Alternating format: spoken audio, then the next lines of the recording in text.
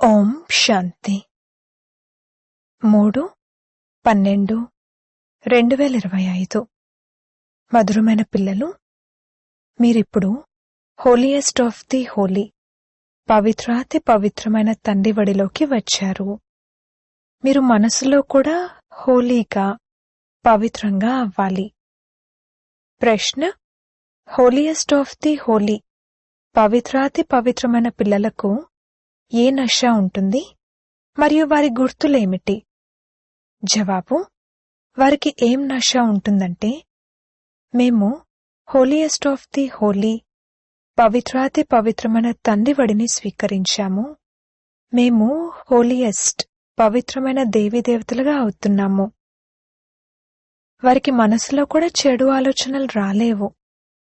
వారు సుగంధభరితమైన పుష్పాలుగా ఉంటారు. వారి ద్వారా ఎటువంటి తప్పుడు కర్మలు జరగవు.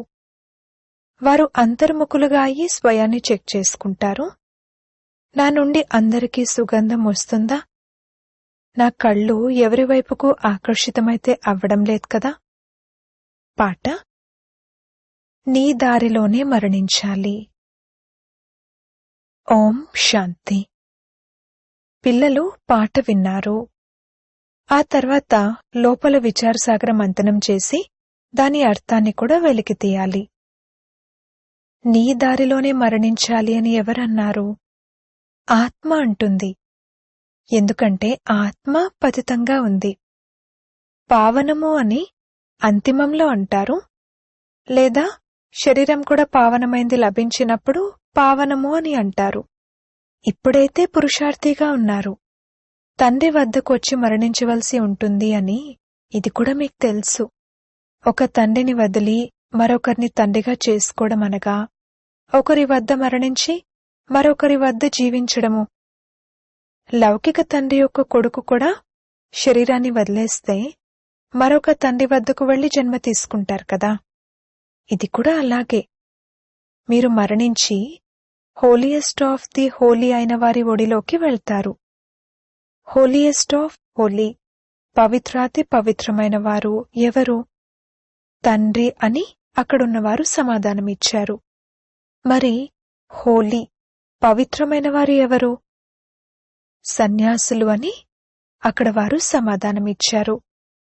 అవును, ఈ సన్యాసులు మొదలైన వారిని పవిత్రమైన వారు అని అంటారు. మీకు మరియు సన్యాసులకు మధ్యన తేడా ఉంది. వారు పవిత్రంగా అవుతారు, కాని జన్మైతే ఎంతైనా పతితుల నుండి తీసుకుంటారు కదా. మీరు పవిత్రాతి పవిత్రమైన వారిగా అవుతారు. మిమ్మల్ని అలా తయారు చేసేవారు పవిత్రాతి పవిత్రమైన తండ్రి. వారు ఇళ్ళు వాకిళ్లను వదిలి పవిత్రంగా అవుతారు. ఆత్మ పవిత్రంగా అవుతుంది కదా. మీరు స్వర్గంలోని దేవీదేవతలు కావున మీరు పవిత్రాతి పవిత్రంగా అవుతారు. మీ సన్యాసము అనంతమైన సన్యాసము. అది హద్దులోని సన్యాసము. వారు పవిత్రంగా అవుతారు, మీరు పవిత్రాతి పవిత్రంగా అవుతారు. మేమైతే కొత్త ప్రపంచంలోకి వెళ్తామని బుద్ధి కూడా చెప్తుంది. ఆ సన్యాసులైతే రజోలోకి వస్తారు. తేడా ఉంది కదా. రజో ఎక్కడా, సతో ప్రధానం ఎక్కడా? మీరు పవిత్రాతి పవిత్రమైన వారి ద్వారా పవిత్రంగా అవుతారు. వారు జ్ఞానసాగరుడు కూడా, ప్రేమసాగరుడు కూడా. ఇంగ్లీష్లో ocean of knowledge, ocean of love అని అంటారు. వారు మిమ్మల్ని ఎంత ఉన్నతంగా తయారు చేస్తారు. ఇటువంటి ఉన్నతోన్నతమైన పవిత్రాతి పవిత్రమైన వారిని పిలుస్తారు. మీరొచ్చి పతితులను పావనంగా చేయండి, పతిత ప్రపంచంలోకి వచ్చి మమ్మల్ని పవిత్రాతి పవిత్రంగా తయారు చేయండి అని. కావున పిల్లలకు మమ్మల్ని ఎవరు చదివిస్తున్నారు, మేము ఎలా తయారవుతాము అని అంతటి నష ఉండాలి. దైవీ గుణాలను కూడా ధారణ చేయాలి. పిల్లలు రాస్తూ ఉంటారు, బాబా, మాయ మాకు చాలా తుఫాన్లను తీసుకొస్తుంది. మమ్మల్ని మనసులో శుద్ధంగా అవ్వనివ్వడం లేదు. మేము పవిత్రాతి పవిత్రంగా తయారవ్వాలి అన్నప్పుడు ఇటువంటి చెడు ఆలోచనలు ఎందుకు వస్తున్నాయి? తండ్రి అంటారు, ఇప్పుడు మీరు పూర్తిగా అన్హోలియెస్ట్ ఆఫ్ హోలీగా, అతి అపవిత్రంగా అయ్యారు. అనేక జన్మల అంతిమంలో ఇప్పుడు తండ్రి మిమ్మల్ని మళ్లీ జోరుగా చదివిస్తున్నారు.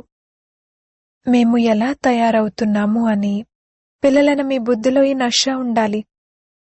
ఈ లక్ష్మీనారాయణలను ఎలా ఎవరు తయారు చేశారు? భారత్ స్వర్గంగా ఉండేది కదా. ఈ సమయంలో భారత్ తమో ప్రధానంగా భ్రష్టాచారిగా ఉంది. దీనిని మళ్లీ మనం పవిత్రాతి పవిత్రంగా తయారు చేస్తాము. తయారు చేసేవారైతే తప్పకుండా కావాలి కదా. మేం దేవతలుగా తయారవ్వాలి అని స్వయంలో కూడా ఆ నష కలగాలి. దానికోసం గుణాలు కూడా ఆ విధంగా ఉండాలి. పూర్తిగా కింద నుండి పైకెక్కారు. మెట్లవరుస చిత్రంలో కూడా ఉన్నతి మరియు పతనము అని రాసి ఉంది కదా. ఎవరైతే కింద పడిపోయారో వారు స్వయాన్ని పవిత్రాతి పవిత్రమైన వారు అని ఎలా చెప్పుకుంటారు? పవిత్రాతి పవిత్రమైన తండ్రి వచ్చి పిల్లలను అలా తయారు చేస్తారు. మీరిక్కడికొచ్చిందే విశ్వానికి యజమానులుగా పవిత్రాతి పవిత్రంగా తయారవడం కోసం. కావున ఎంత నష ఉండాలి. బాబా మనల్ని ఇంత ఉన్నతంగా తయారు చేయడానికి వచ్చారు. మనస వాచ కర్మణ పవిత్రంగా అవ్వాలి. సుగంధభరితమైన పుష్పాలుగా అవ్వాలి.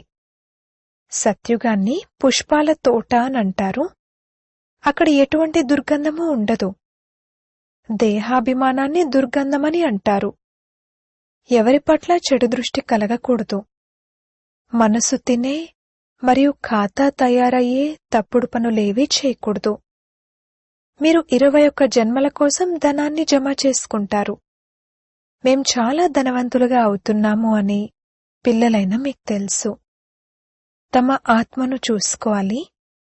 మేం దైవీ గుణాలతో నిండుగా ఉన్నామా? బాబా చెప్పిన విధంగా మేం పురుషార్థం చేస్తున్నామా? మీ లక్ష్యము ఉద్దేశము ఎలా ఉందో చూడండి. సన్యాసులెక్కడా? మీరెక్కడా? పిల్లలైన మీకు నష ఉండాలి. మేము ఎవరి ఒడిలోకి వచ్చాము? వారు మమ్మల్ని ఎలా తయారు చేస్తున్నారు? అంతర్ముఖులుగా ఈ స్వయాన్ని చూసుకోవాలి. మేము ఎంతవరకు యోగ్యులుగా అయ్యాము? అందరికీ జ్ఞాన సుగంధం వచ్చే విధంగా మనమెంతగా పుష్పాలుగా అవ్వాలి. మీరు అనేకులకు సుగంధాన్ని ఇస్తారు కదా. మీ సమానంగా తయారు చేస్తారు. మమ్మల్ని చదివించేవారెవరు అని ముందుగా ఈ నష ఉండాలి. వారంతా అయితే భక్తి మార్గం యొక్క గురువులు. జ్ఞాన మార్గం యొక్క గురువుగా ఒక్క పరంపిత పరమాత్మ తప్ప మరెవ్వరూ ఉండలేరు. మిగిలిన వారంతా భక్తి మార్గానికి చెందినవారు. భక్తి ఉండేది కలియుగంలోనే. రావణుడి ప్రవేశం జరుగుతుంది. ఇది కూడా ప్రపంచంలో ఎవ్వరికీ తెలీదు.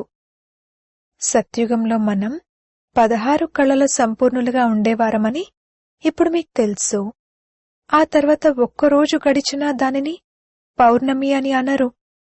ఇక్కడ కూడా అలాగే పేనువలే కొద్ది కొద్దిగా చక్రం తిరుగుతూ ఉంటుంది. ఇప్పుడు మీరు పూర్తిగా 16 కళల సంపూర్ణులుగా అవ్వాలి. అది కూడా అర్ధకల్పం కోసం అవ్వాలి. ఆ తర్వాత కళలు తగ్గిపోతూ ఉంటాయి. ఈ జ్ఞానం మీ బుద్ధిలో ఉంది. కావున పిల్లలైన మీకు ఎంత నష ఉండాలి. మనల్ని చదివిస్తున్నవారు ఎవరు అన్నది చాలా మంది బుద్ధిలోకి రాదు. Ocean of knowledge. వారు పిల్లలతో నమస్తే పిల్లలు అనంటారు. మీరు బ్రహ్మాండానికి కూడా యజమానులుగా అవుతారు. మీరందరూ అక్కడ ఉంటారు. ఆ తర్వాత మీరు విశ్వానికి కూడా యజమానులుగా అవుతారు. మీ ఉత్సాహాన్ని పెంచేందుకు తండ్రి అంటారు, మీరు నాకన్నా ఉన్నతంగా అవుతారు. నేను విశ్వానికి యజమానిగా అవ్వను. నాకంటే కూడా మిమ్మల్ని ఉన్నతమైన మహిమ కలవారిగా తయారు చేస్తాను. తండ్రి యొక్క పిల్లలు ఉన్నతంగా అయితే వీరు చదువుకుని ఇంత ఉన్నతమైన పదవిని పొందారని తండ్రి భావిస్తారు కదా. అలాగే ఈ తండ్రి కూడా అంటారు, నేను మిమ్మల్ని చదివిస్తాను. ఇప్పుడు మీ పదవిని ఎంతగా తయారు చేసుకోవాలనుకుంటే అంతగా పురుషార్థం చెయ్యండి. తండ్రి మమ్మల్ని చదివిస్తున్నారు అని మొట్టమొదట ఈ నష కలగాలి. తండ్రైతే ఎప్పుడైనా వచ్చి మాట్లాడతారు. వారు వీరిలోనే ఉన్నారు అన్నట్లుగా ఉంటుంది. పిల్లలైన మీరు వారికి చెందినవారు కదా. ఈ రథం కూడా వారిదే కదా. మరి ఇటువంటి పవిత్రాతి పవిత్రమైన తండ్రి వచ్చారు, మిమ్మల్ని పావనంగా తయారు చేస్తారు. ఇప్పుడు మీరు తిరిగి ఇతరులను పావనంగా తయారు చేయండి. నేను రిటైర్ అవుతాను. మీరు పవిత్రాతి పవిత్రమైన వారిగా అయినప్పుడు ఇక్కడకు పతితులెవరూ రాలేరు. ఇది హోలియెస్ట్ ఆఫ్ హోలీ చర్చ్, పవిత్రాతి పవిత్రమైన చర్చ్. ఆ చర్చ్కైతే అందరూ వికారులు వెళ్తారు, అందరూ పతితమైన వారు, అపవిత్రమైన వారు. ఇదైతే చాలా పెద్ద హోలీ చర్చ్. ఇక్కడ పతితులెవ్వరూ పాదం కూడా మోపలేరు. కాని ఇప్పుడే అలా చేయలేరు. ఎప్పుడైతే పిల్లలు కూడా ఆ విధంగా తయారవుతారో అప్పుడు ఇటువంటి నియమాలను పెట్టడం జరుగుతుంది. ఇక్కడ లోపలికి ఎవరూ రాలేరు. మేమొచ్చి సభలో కూర్చోవచ్చా అని అడుగుతూ ఉంటారు కదా. బాబా అంటారు, ఆఫీసర్లు మొదలైన వారితో పనుంటుంది కావున వారిని కూర్చోబెట్టాల్సి ఉంటుంది. ఎప్పుడైతే మీ పేరు ప్రసిద్ధమవుతుందో అప్పుడిక మీరు ఎవరినీ లెక్క చేయవలసిన అవసరం లేదు. ప్రస్తుతం వారిని రానివ్వాల్సి ఉంటుంది. పవిత్రాతి పవిత్రమైన వారు కూడా వారికి అనుమతిని ఇవ్వాల్సి ఉంటుంది. ప్రస్తుతం నిరాకరించలేరు. ప్రభావం వెలువడినప్పుడు ఇక అందరికీ ఉన్న శత్రుత్వం కూడా తగ్గిపోతుంది. మీరు కూడా ఇలా అర్థం చేయిస్తారు. బ్రాహ్మణులైన మాకు రాజయోగం నేర్పించేది పవిత్రాతి పవిత్రమైన తండ్రి అని. సన్యాసులను పవిత్రాతి పవిత్రమైన వారు అని అనరు. వారు రజోగుణంలోనే వస్తారు. వారేమైనా విశ్వానికి యజమానులుగా అవ్వగలరా? ఇప్పుడు మీరు పురుషార్థులుగా ఉన్నారు. అప్పుడప్పుడు చాలా మంచి నడవడిక ఉంటుంది. అప్పుడప్పుడు అయితే పేరును పాడు చేసే విధమైన నడవడిక ఉంటుంది. ఏమాత్రమో అర్థం చేసుకుని వారు చాలామంది సెంటర్లకు వస్తూ ఉంటారు. మేమెలా తయారవుతాము అని మీరు స్వయం గురించి కూడా మర్చిపోతారు. వీరు ఎలా తయారవుతారు అన్నది తండ్రి కూడా నడవడిక ద్వారా అర్థం చేసుకుంటారు. భాగ్యంలో ఉన్నత పదవి ఉన్నట్లయితే నడవడిక చాలా రాయల్టీతో నడుచుకుంటారు. మమ్మల్ని చదివిస్తున్నవారు ఎవరు అని కేవలం ఇది గుర్తున్నా కూడా అమితమైన సంతోషం ఉంటుంది. మనం గాడ్ ఫాదర్లీ విద్యార్థులం కావున వారి పట్ల ఎంత గౌరవం ఉండాలి. ప్రస్తుతం ఇంకా నేర్చుకుంటున్నారు.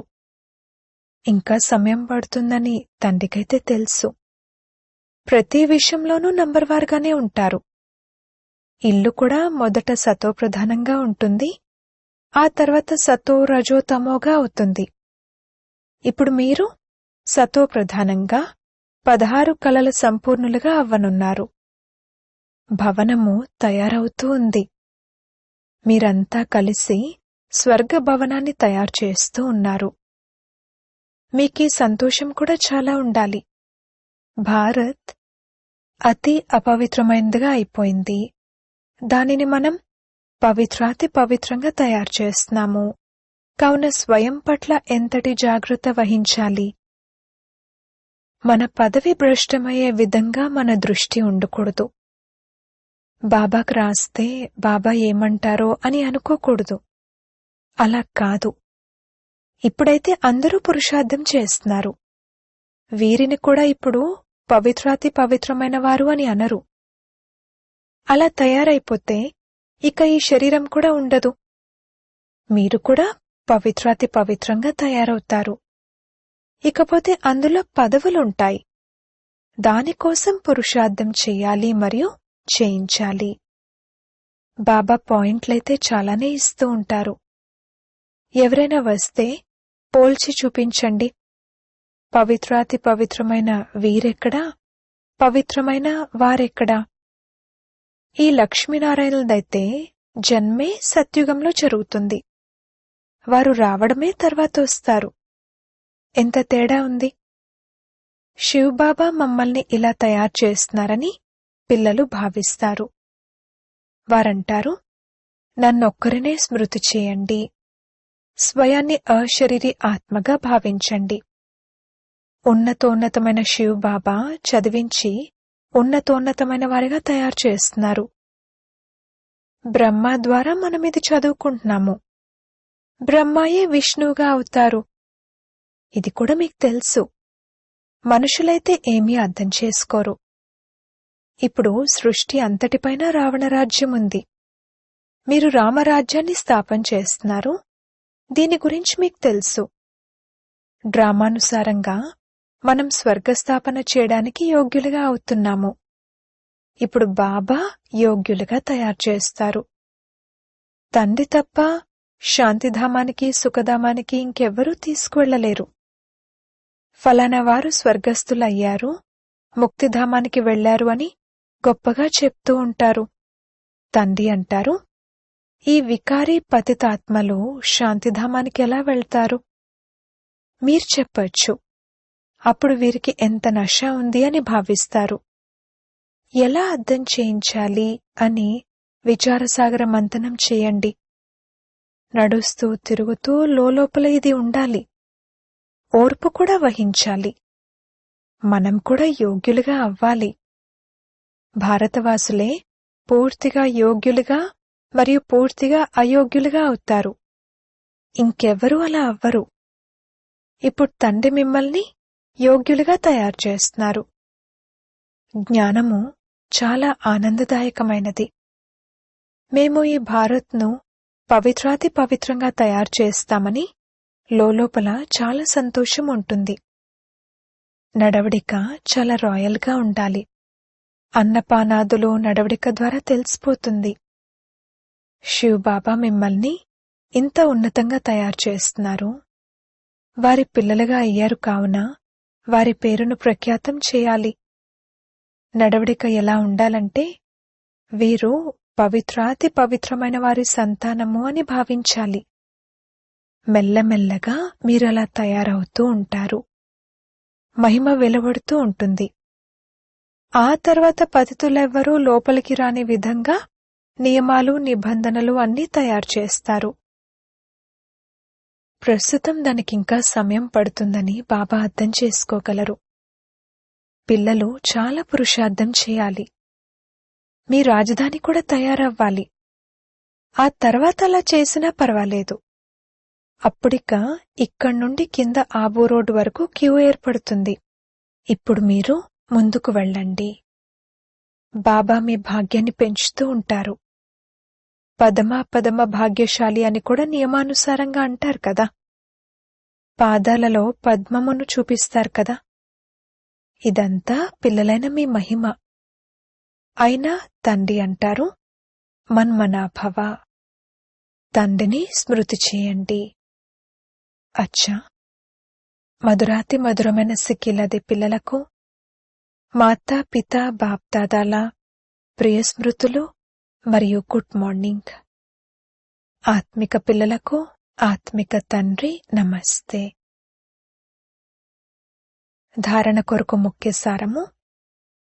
మొదటి పాయింట్, మనసు తినే విధమైన పనులేవీ చేయకూడదు. పూర్తిగా సుగంధభరితమైన పుష్పాలుగా తయారవ్వాలి. దేహాభిమానపు దుర్గంధాన్ని తొలగించి వేయాలి. రెండవ పాయింట్, నడవడికను చాలా రాయల్గా ఉంచుకోవాలి. పవిత్రాతి పవిత్రంగా అయ్యేందుకు పూర్తి పురుషార్థం చేయాలి. పదవి భ్రష్టమయ్యే విధమైన దృష్టి ఉండకూడదు. వరదానము. నిరాశ రూపీ చితిపై కూర్చుని ఉన్న ఆత్మలకు కొత్త జీవితాన్ని దానమిచ్చే త్రిమూర్తి ప్రాప్తులతో సంపన్న భవ. సంగమయుగంలో బాబా ద్వారా పిల్లలందరికీ ఎవర్ హెల్దీ, వెల్దీ మరియు హ్యాపీగా ఉండే త్రిమూర్తి వరదానం ప్రాప్తిస్తుంది. ఏ పిల్లలైతే ఈ 3 ప్రాప్తులతో సదా సంపన్నంగా ఉంటారో వారి భాగ్యశాలి హర్షిత ముఖాన్ని చూసి మానవ జీవితంలో జీవించే ఉల్లాస ఉత్సాహాలు కలుగుతాయి. ఎందుకంటే ఇప్పుడు మనుషులు జీవించి ఉంటూ కూడా నిరుత్సాహపు చితిపై కూర్చుని ఉన్నారు. ఇప్పుడు ఇటువంటి ఆత్మలను మరజీవాగా తయారు చేయండి. కొత్త జీవితాన్ని దానం ఇవ్వండి. ఈ 3 ప్రాప్తులు మా జన్మసిద్ధ అధికారమని సదా స్మృతిలో ఉండాలి. 3 ధారణల కోసం డబల్ అండర్లైన్ చేయండి. స్లోగన్: అతీతంగా మరియు అధికారిగా అయి కర్మలోకి రావటం, ఇదే బంధనముక్త స్థితి. అవ్యక్త ప్రేరణలు: ఇప్పుడు సంపన్నంగా మరియు కర్మాతీతంగా అవ్వాలి అనే ధ్యాసలోనే ఉండండి. కర్మాతీతము అనగా అర్థమే అన్ని రకాల హద్దు స్వభావ సంస్కారాల నుండి అతీతంగా అనగా దూరంగా ఉండటము. హద్దు అనేది బంధనము, అనంతము అనేది నిర్బంధనము. బ్రహ్మబాబా సమానంగా ఇప్పుడు హద్దుకు చెందిన నాది నాది అన్న దాని నుండి ముక్తులుగా అయ్యే అనగా కర్మాతీతంగా అయ్యే అవ్యక్తి దివసాన్ని జరుపుకోండి. దీనినే స్నేహానికి ప్రమాణము అని అంటారు. ఓం శాంతి.